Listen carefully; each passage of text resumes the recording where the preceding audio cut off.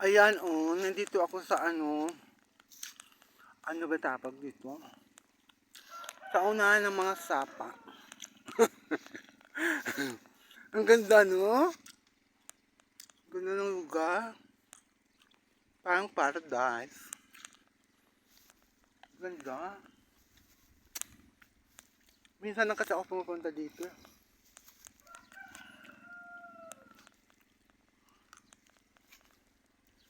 Uulan doon sa bundok.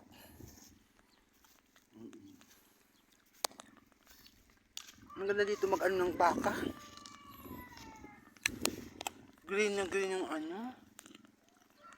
Ganda nito.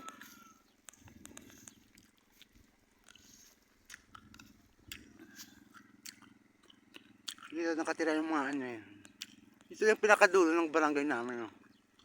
Yan, bye-bye.